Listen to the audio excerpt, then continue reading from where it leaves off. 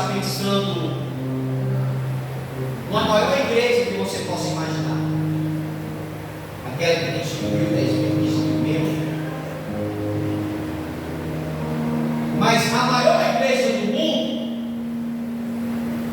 é aquela igreja que Deus edifica dentro de você. Essa é a maior igreja. É aquela igreja que Deus edifica dentro de cada um de nós. A Bíblia vai estar falando em 1 Coríntios, no capítulo 6, que o nosso corpo é templo e morada do Espírito Santo. E em 1 Coríntios 3,16, Paulo também ele vai dizer que não sabeis vós que vós sois o templo de Deus e que o Espírito Santo habita em vós? Então, irmão, a maior igreja do mundo é aquela igreja que Deus edifica dentro de você. Diz aí para a pessoa que está ao teu lado. A maior igreja é aquela que Deus edifica dentro de cada um de vocês. Porque eu sou templo do Espírito Santo. Porque o Espírito Santo está em mim. Agora, qual são a marca dessa igreja que ainda hoje ela pode abalar o mundo? Qual é a igreja que ainda hoje ela pode abalar ou impactar o mundo? Para você entender a essa pergunta, nós precisamos olhar para a igreja mãe. Nós precisamos olhar para a igreja contemporânea, para a igreja de Jerusalém. Porque aquela igreja de Jerusalém, ela tinha uma promessa da parte do Senhor. E voltando aqui para o livro de Atos dos Apóstolos, você vai entender por quê. A igreja de Jerusalém, ela tinha uma promessa da parte de Deus. No capítulo 1 de Atos, a Bíblia vai estar revelando, do versículo 4 ao 8, Jesus ele vai dizer, ele determinou, dizendo, não se ausente de Jerusalém, mas que esperasse a promessa do Pai. Verso 4 está escrito isso. Estando ele determinou que não se ausentasse de Jerusalém até receber a promessa. No verso 8, mas recebereis poder ao descer sobre vós o Espírito Santo, e sereis minha testemunha tanto em Jerusalém, em Judéia, em Samaria e até os confins da terra. Olha lá em Atos capítulo 1. Em Atos capítulo 2, o Espírito Santo já se tornou a promessa cumprida. No capítulo 2 de Atos dos Apóstolos, no verso 1, ao cumprir-se o dia de Pentecostes, estavam todos reunidos no templo, em um só Espírito, em uma só comunhão. No verso 2, de repente do céu veio um som como um vento impetuoso, que encheu a casa, encheu o lugar, agora ele está. E no versículo 4, todos foram cheios do Espírito Santo. Aleluia.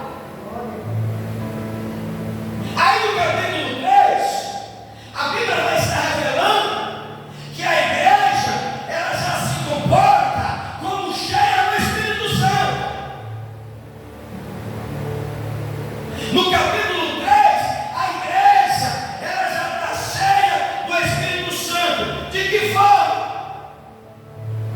A igreja estava em oração, a igreja estava jejuando, porque ninguém se enche de Deus sem ter a intimidade com Ele. Irmão, se você quer ser cheio de Deus, o único lugar é você estar aonde Deus está. Você não vai se encher de Deus nas calçadas falando os irmãos. Você não vai se encher de Deus diante de uma televisão assistindo coisas que não edificam. Você não vai se encher de Deus de qualquer forma. A igreja estava cheia do Espírito Santo, porque esperaram com paciência, com dedicação e com oração. Irmãos, quando Jesus ele lançou essa promessa em Atos, uma multidão estava esperando. Peguei a promessa, nada. E a promessa do Espírito Santo, nada ainda, Pedro. E muitos foram, olha, desistindo. E muitos foram parando no meio do caminho, porque não esperaram a promessa. Resumindo, quando a promessa chega, só 120 pessoas receberam o Espírito Santo. Irmão, olha para a pessoa que está do lado. Se Deus te prometeu algo, não pode esperar. Pode até demorar, mas espere, irmão, porque vai chegar. Porque a Bíblia vai estar falando no livro de Números que Deus não é filho do homem para que minta, nem filho do homem para que se arrependa. Aleluia, Deus. Porventura ele não falará e não cumprirá a sua palavra. E a promessa foi para toda a igreja. Jesus disse: não saia de Jerusalém. Vai vir a promessa, eu vou derramar uma unção, eu vou derramar poder. Aí tinha um bocado de gente paciente, não dá para mim não, Pedro. Estou fora. E todos foram saindo, se espalhando, e quando pensou que não, a promessa chegou.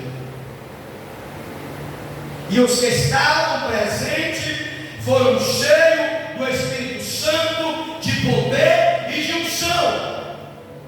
A Bíblia vai nos revelar, irmãos, que depois que eles receberam o Espírito Santo, no capítulo 3, a igreja ela já estava em uma unção de poder sobrenatural, ao ponto de Pedro e João não se acomodar em ficar nas ruas, em ficar em Jerusalém. O canto deles era no templo. Porque quem recebe o Espírito Santo, irmão, ele não fica em casa comendo pipoca, bebendo Coca-Cola e assistindo Netflix. Quem é cheio do Espírito Santo, ele quer estar orando. Quem está cheio do Espírito Santo, ele quer estar pregando. Quem está cheio do Espírito Santo, ele quer estar fazendo a obra. E a Bíblia fala que Pedro e João subiu ao templo na hora nova para orar. Porque os judeus, eles tinham o hábito de orar 3 vezes por dia. Hoje, se o crente orar uma vez por dia, ora demais. Os judeus, eles oravam 9 da manhã, 3 da tarde e ao pôr do sol, 3 vezes por dia.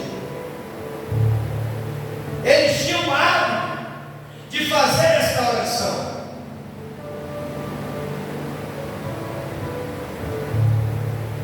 Era um costume que eles tinham. E